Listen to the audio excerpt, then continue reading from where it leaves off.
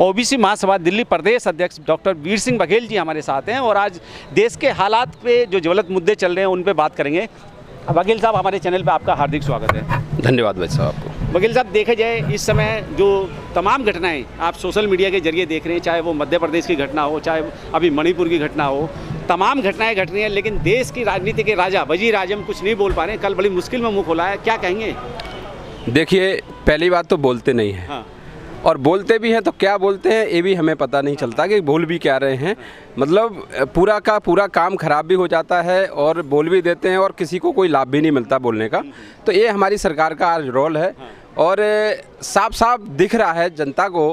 पूरे देश की जनता आज इस तरीके से अगर टूटी हुई है, पूरी तरीके से बिल्कुल हमारी जनता का जो हाल है बिल्कुल बेहाल है। चाहे वो मध्य प्रदेश देख लिए, जो आदिवासी जो भाई था उसके ऊपर एक बाथरूम करने वाला भारतीय जनता पार्टी का कार्यकर्ता, और खासकर पार्टी की तो बात है ही है, लेकिन जाति का भी इसमें रोल आता है।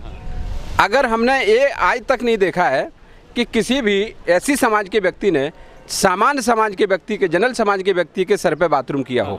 ये रोल है, इतिहास गवाह है। जब से देश आज़ाद हुआ है तब तक का कोई भी रिकॉर्ड नहीं मिलेगा जो SC ST OBC समाज का व्यक्ति कहीं भी किसी के सर पे बाथरूम करता है या किसी बहन बेटी का मान सम्मान लूटता है। जब भी लूटा होगा तो SC ST OBC और माइनॉरिटी समाज की बहन बेटियों के साथ ही अन्याय होता है। चाहे मणिपुर की घटना देख लीजिए आप, मणिपुर में भी जो हो रहा है उस पर भी भारतीय जनता पार्टी का ही खेल है, क्योंकि वहाँ पर दो समुदाय हैं। एक जो क्रिश्चियन है, एक ईसाई हैं वो हैं, और मुस्लिम लोग हैं।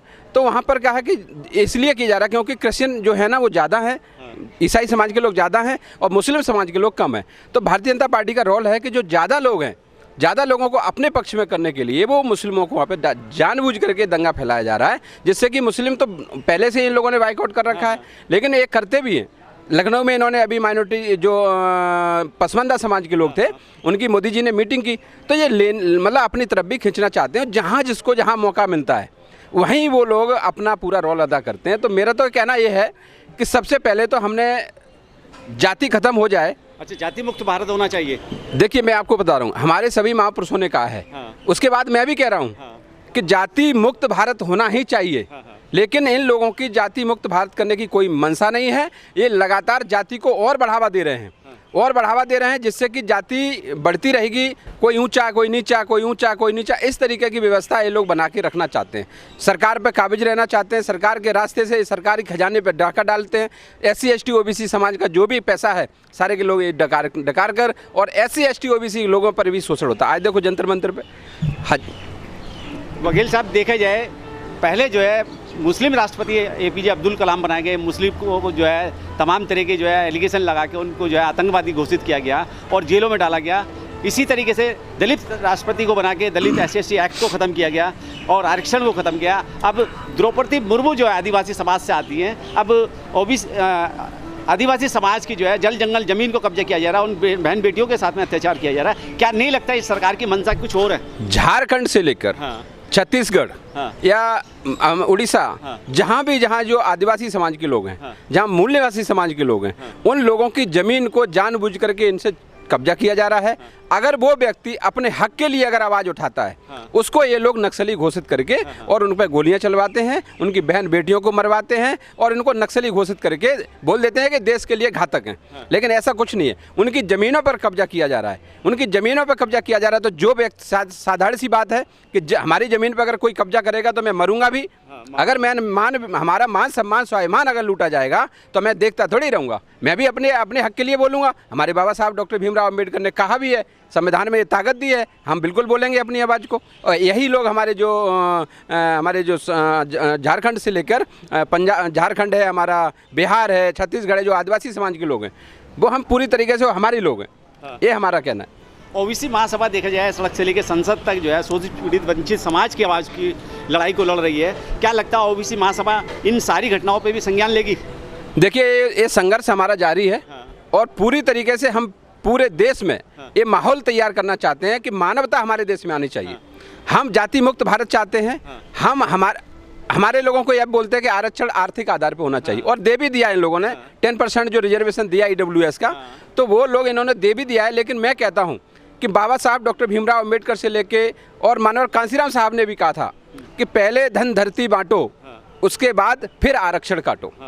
मैं कहता हूँ आरक्षण खत्म कर दो, लेकिन पहले इन लोगों को जो SC ST OBC समाज के लोगों की जो ज़मीनें हैं वो कहाँ हैं?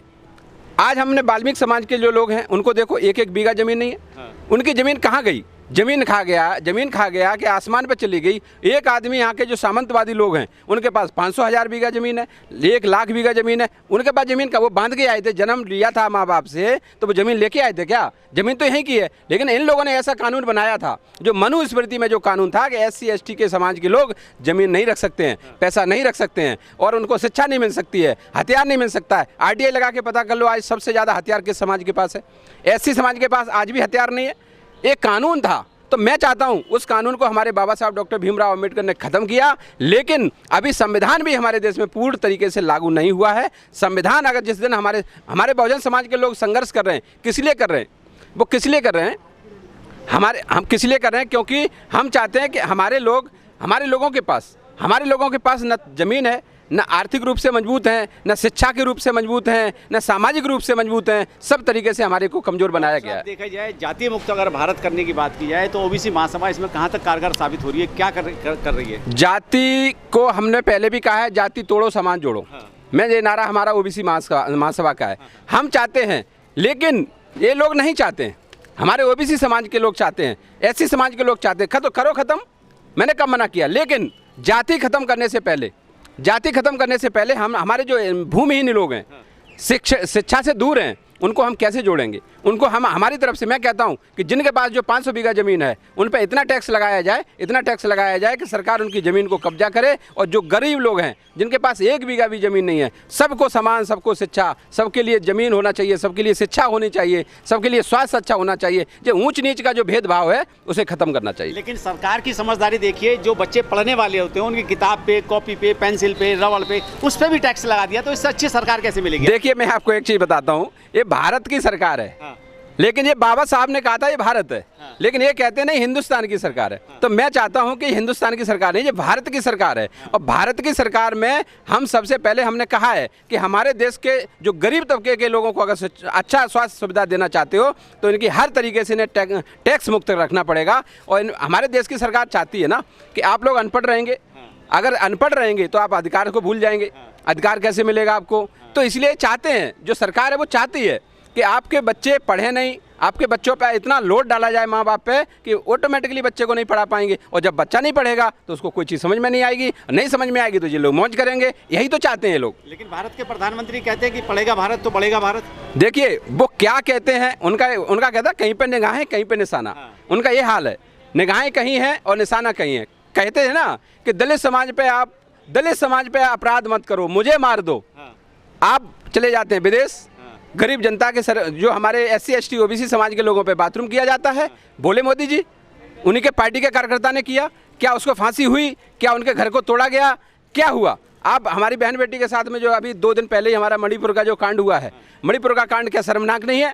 मैं तो कहता हूं इनको डूब के मर जाना चाहिए। जो हमारे समाज की बहन बेटियों को अगर इस तरीके से नंगा घुमाया जाएगा तो मैं इनको रहने का अधिकार नहीं है। हम तो कहते हैं देश की राष्ट्रपति द्रौपदी मुर्मू उस पर कोई जवाब नहीं दे पा रही हैं, लेकिन सुप्रीम कोर्ट के जो चीफ जस्टिस हैं VI चंद्रचूड़, वो कहते हैं कि अगर आपके संज्ञान में नहीं है तो हम संज्ञान लेंगे। क्या लगता है कि सुप्रीम कोर्ट इस पर कुछ कार्रवाई कर पाएगी? देखिए साहब, मैं एक चीज़ बताता हूँ। हमारे देश का बड़ा दुर्भाग्य है कि इस तरीके के पुतले अगर हमारे देश में रहेंगे तो ये पुतले हैं, इनको भी पुतला ही हम मानते हैं। जो प्रधानमंत्री कहते हैं अपने आप को OBC हैं, मंडल कमीशन की आवाज़ पे आज तक नहीं बोले 10 साल में।